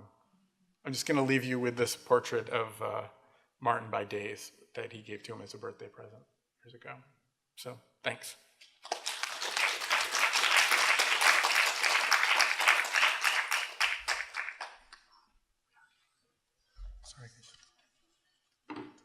Hi, good afternoon. I'm Yasmin Ramirez, and I'm actually the co-curator of Martin Wong Human Instamatic. And if you didn't, it's a different exhibition than the one I curated here. As they travel, different institutions put in some new work. So I've been able to see some new works of Martin that I had never seen before. I'm not completely responsible for the way it looks here, but I was the person who titled the exhibition, and Jane showed a picture of me when I was really young. I wish I looked like that now, sad. So I knew Martin since I was probably 20 or 21 years old. And it was a time in the 80s when you could be anyone you wanted to be. And I wanted, since a kid, being Puerto Rican, really growing up working poor, I had ambition to be an art curator. By the time I was a little girl, I wanted to be an art curator. And it was a time in New York when so many people from working poor backgrounds or middle-class backgrounds who are artists were opening up spaces. And it just created a great deal of opportunity for many of us who would have been shut out of the art world to be taken in and mentored. And Martin was one of the people that I would say had a very, Martin, Jane, Charlie, Barry, they took me seriously when I began writing for the East Village Eye without even having yet really attended more than 6 months of college. But that's how I began in the art world. And now I have a PhD and all that. I'm real legit now. So I wanted to begin with let's see. How do you do this? I wanted to begin with this pairing that you've seen in the museum. One is, of course, Martin's self-portrait. And the other is another self-portrait, they're both done in the 90s, of himself as a child. And what I want you to consider about both of them is one of the ways that Martin Wong's paintings work on us as a spectator is that we're both looking in, but sometimes people are looking back out. And in terms of his self-portrait, what I'm fascinated by is all the people, all these spirits in the background, right? And those are kind of like ancestor spirits. I read them as these ancestor spirits that Martin carried with him as a person. But the interesting thing about Martin is that he didn't just think of himself as only a Chinese painter. There were many cultures, many people, many artists from pre-Columbian to now that interested him. And they all became part of his output. And one of the reasons I think he's been so successful as an artist, in the same way that our dear departed director of the Bronx Museum, she just died about a month ago, and I was at her memorial, and someone said, Holly Block, the reason she was so successful is that she didn't get in her own way. When she wanted something, she was also someone who was from middle-class background, didn't necessarily enjoy meeting very rich people, but was very effective at raising money, even though it wasn't necessarily her world or her passion.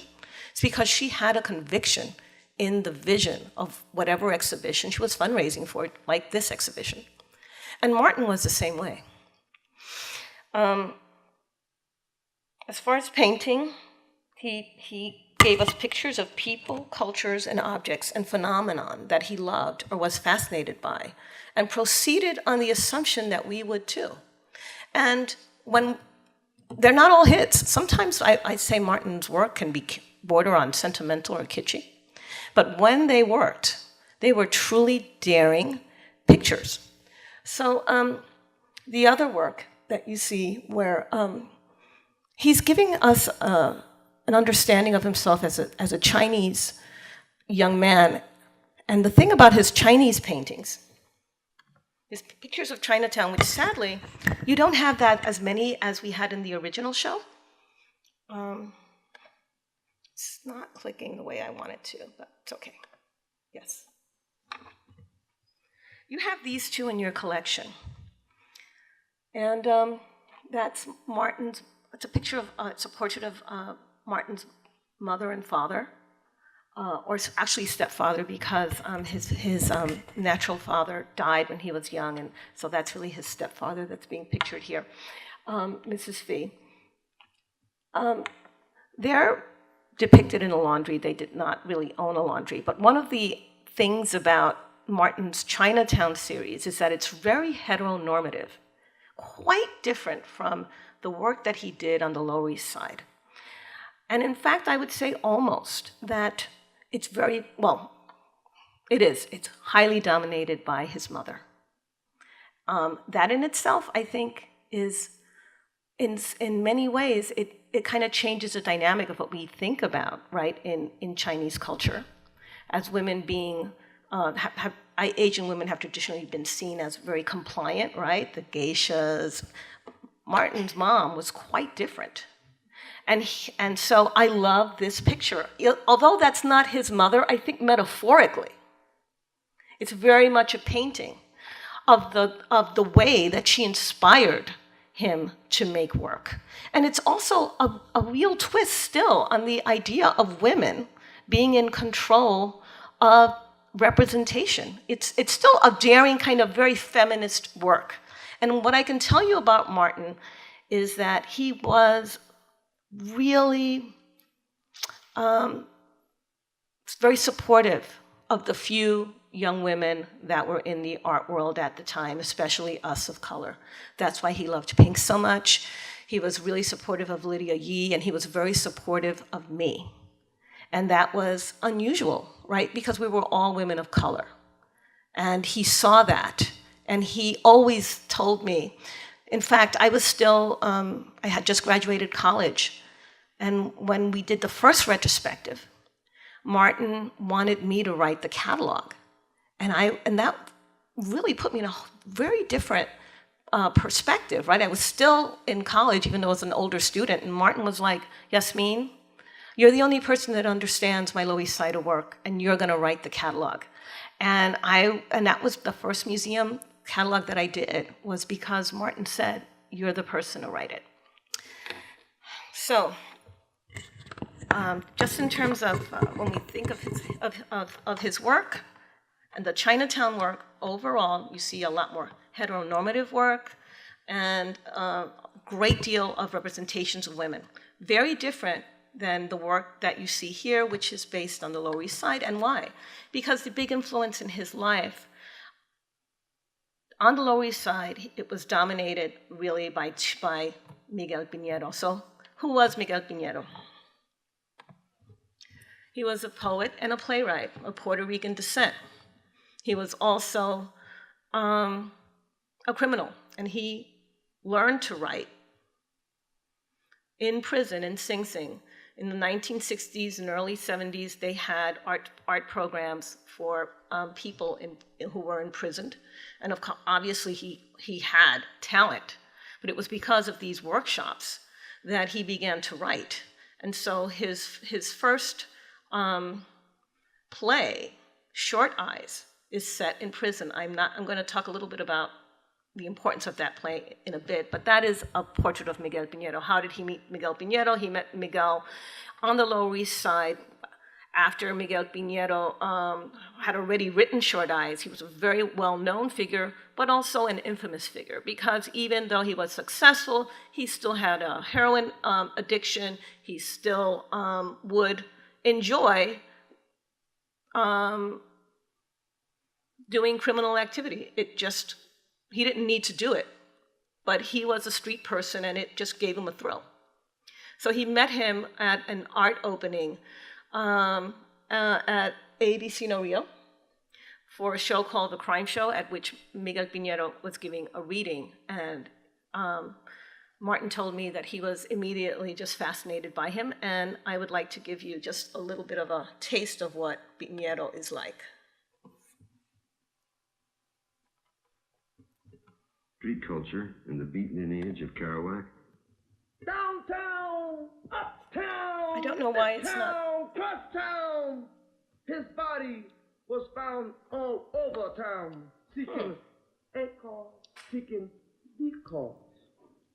Found in the potter's fields of an OD, found in the Boweries with the DDT. His legs were left in Vietnam. His arms were found in Sing Sing. His scalp is on Nixon's belt. His blood paints the streets of the ghetto. His eyes are still looking for Jesus to come down from some cloud and make everything all right when Jesus died in Attica. Good night, my love. Well, it's time to go. He died. Died seeking the cause, seeking 8 cars. Other cars was dying seeking him. He died yesterday. He's dying today. He'll be dead tomorrow. Dying, dead, seeking a cause, seeking the cause. And the cause was in front of him. And the cause was in his skin, and the cause was in his speech, and his cause was in his blood. But he died seeking the cause, seeking a cause. He died deaf, dumb, and blind. He died, and he never found his cause, you see, because he never knew that he was the cause. I have a feeling that the reason we couldn't see that is that it's on YouTube, and there might be some protection that the university has, so I apologize. But you got a little sense of what Miguel Piñero sounded like, words you would, if you could, you can see the movie Short Eyes on YouTube. So let's see if I can just.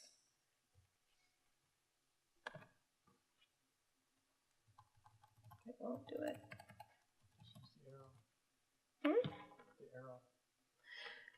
It won't. For some reason, it won't do it. It won't. No. There you go. Okay. So the first collaboration, they became fast friends, Miguel Piñero and Martin Wong. And Attorney Street Handball Court, which is one of his great masterpieces and is in the collection of the Metropolitan Museum of Art, was the result of a collaboration between Piñero, who wrote a poem that Martin then wrote on the wall. It depicted. And here, what happened is that Miguel Piñero was involved with some young kids, and particularly one kid, and he asked Martin, because they had tagged this handball court, he asked Martin to paint the handball court that this young boy that he liked had just written on. So that is actually it's almost like a commission that that Piñero came to him and said, I'd like you to do a painting of this handball court. And this is what Martin came up with, which has all of the various kinds of sign language that he was doing at the time. So it's got the graffiti, it's got the sign language, it's got this incredible original poem by Miguel Piñero. And it was immediately recognized as a very important work of art and was bought by Lieberman, and that is actually when it made a lot of noise in the art world, right? Because Martin wasn't as well regarded as, say, Keith Haring or Basquiat. I mean, Basquiat was our obsession, right? So was Keith Haring. Martin was my obsession, but he certainly didn't have the kind of support that the other two and the kind of spin that the other two did. But this definitely got around that Martin's work was bought by the Metropolitan. And as a result, that's why I went to meet him, is that I did my first interview with him for the East Village Eye, and we discussed the various influences in his work. And one of the things that he told me that's kind of important to know is that I asked him about why he painted poems, about his how Chinese art and his Chinese heritage affected him. And he said, the Chinese painters write poems in the sky, and so do I. So this whole, the constellation, he told me about how in traditional Chinese painting, painters would put down sometimes the time and the place, and sometimes even what was going on in the sky at the time. So all of this was still inspiration. He goes, I'm still a Chinese painter, even though you may not see the specific imagery. It's still formed by my appreciation of my heritage. Now, the other thing about Martin that's important is he and Miguel Piñero continued to have a relationship. And some people call it a love relationship. He always has denied that. What he did do is that Miguel Piñero, like Martin, they were both closeted. If you see the movie Piñero that was made about a decade ago with Benicio del Toro, they never mention that he was, I guess you could call bisexual. Among Latinos, to be gay still is something that is shunned. It's just like, I guess, with Martin's mom, to be a gay Chinese man is something that you're not necessarily going to admit to. His mother never accepted it. And so I think that's something that they had in common. So Miguel Piñero was married, and Martin's apartment became a place of rendezvous for young men. And he would use it to bring over people he used to hang out in jail with. So Martin actually loved not only Miguel Piñero, but this whole world of underground personalities that he really would never have met without the relationship that they had. It was a short-lived relationship. It didn't last more than a year and a half, but it continued to influence Martin's understanding and way into Loisaida like no other person did. And so I just want to tell you about two other important works, which is this of Miguel Piñero reading. These are two, and For My Pito, these are two other works in which original poems by Miguel Piñero appear in Martin's work. And finally is La Vida. Both La Vida, that we also didn't get to. It's in bad condition, and so this museum would not lend it to us. And Penitentiary Fox were done in 1988, the year that Miguel Piñero died, and they were both rendered as homages to Miguel Piñero. La Vida, is basically a resume of all of the people that he met on the Lower East Side. Days appears there. Sharp, Miguel Piñero appears 3 times. And it's also based on this important poem that Miguel Piñero wrote called Bury My Ashes, Spread My Ashes on the Lower East Side, in which he talks about his desire for his death to be celebrated and the cacophony of, he's very serious, and this is one of the reasons why, among many, that Miguel Piñero sometimes is not as appreciated among Puerto Rican and Latino culture, is that he says, I don't want to be buried in Puerto Rico. I want to be buried in New York. So he didn't have this idyllic understanding of himself as a Puerto Rican. He didn't aspire to be on the island. He loved the drama and the grittiness of New York, and so he wrote a poem to being buried on the Lower East Side among the crying and the music and the laughter and the crime that was. And so you see on the bottom all the conga drums, but you also see some nefarious activities going on. Penitentiary Fox was a depiction of Miguel Piñero with the cast of short eyes around him. And one of the great sort of trompe-l'oeil aspects of it is that you see Martin kind of opening up, right? Like it opens up into the concrete wall, like you're peering in. And that's what the movie did. So what was Short Eyes about? Short Eyes is a very groundbreaking work. Why? It is a story of how a bunch of prisoners get together and commit and murder someone they called a short eye. A short eye is someone who's a pedophile. And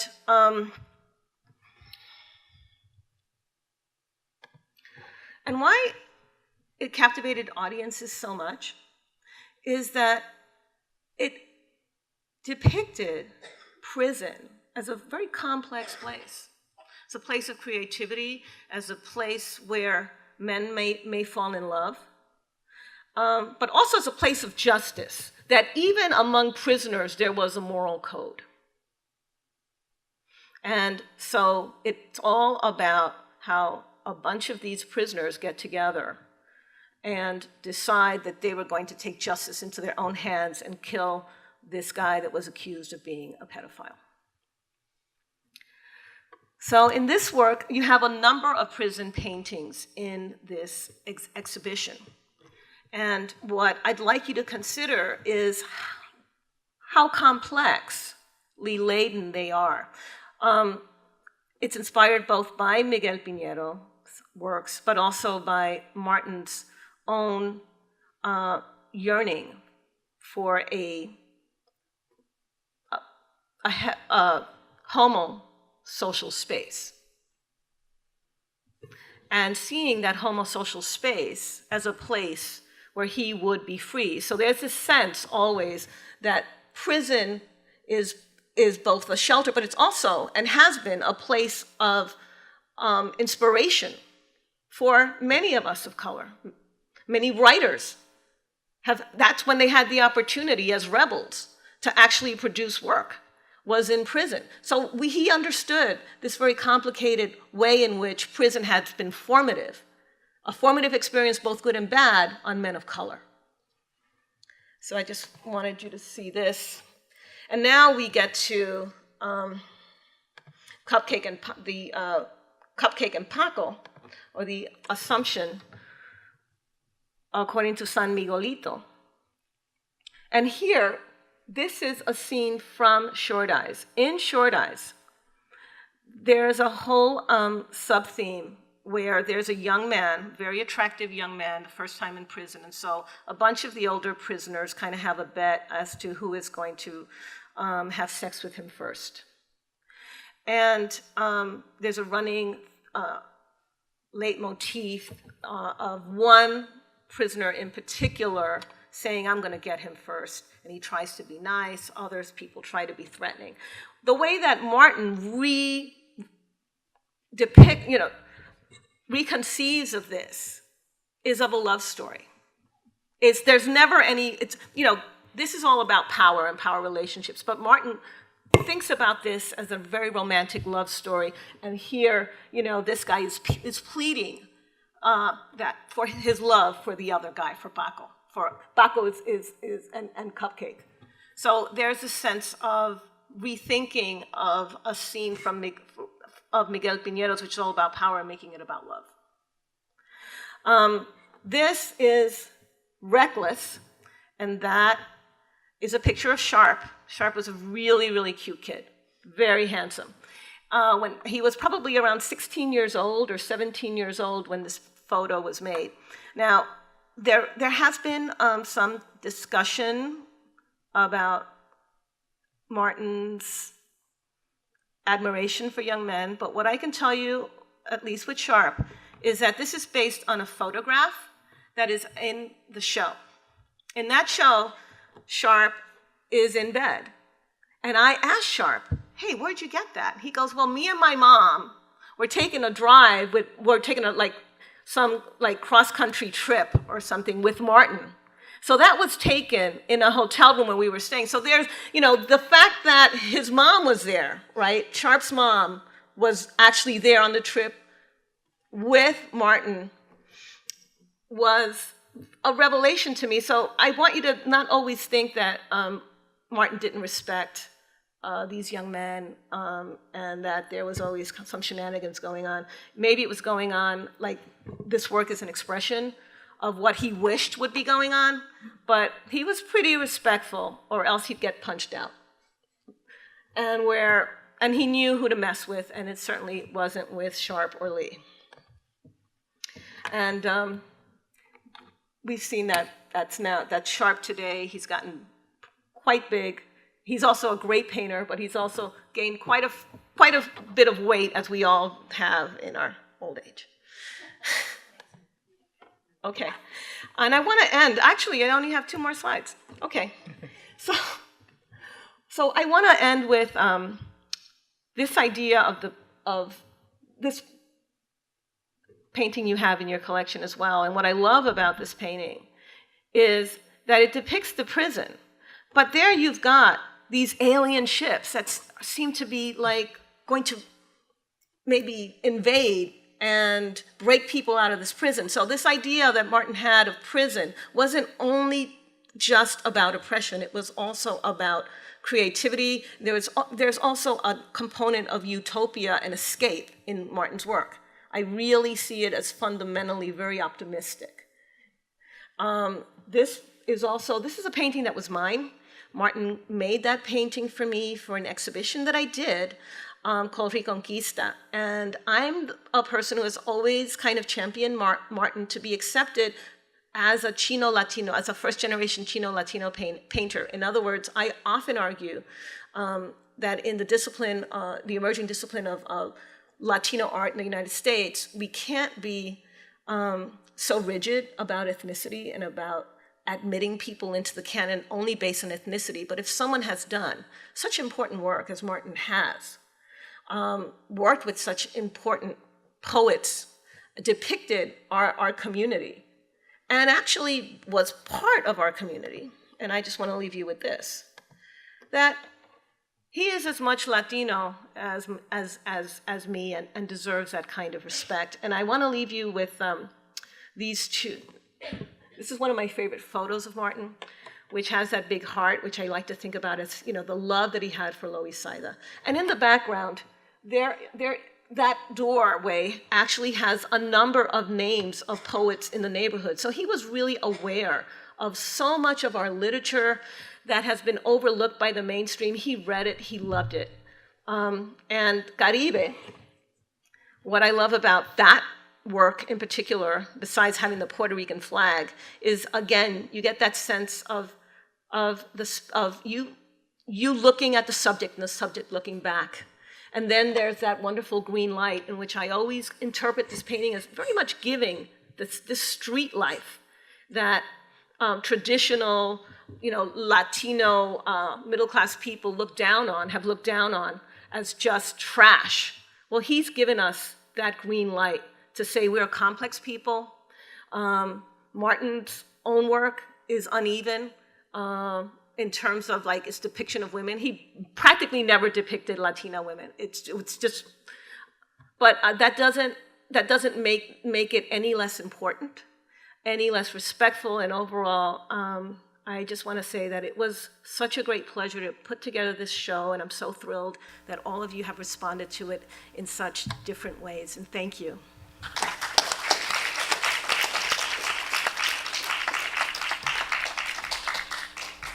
Well, I just want to briefly thank everybody for this wonderful panel, and I wish we could stay and have a discussion, but there's a special film program that's going to be taking place in this theater, so we can't. So I'm suggesting that perhaps we can all meet, if you'd like to continue the discussion, in the atrium right outside the theater. Thank you. Thank you.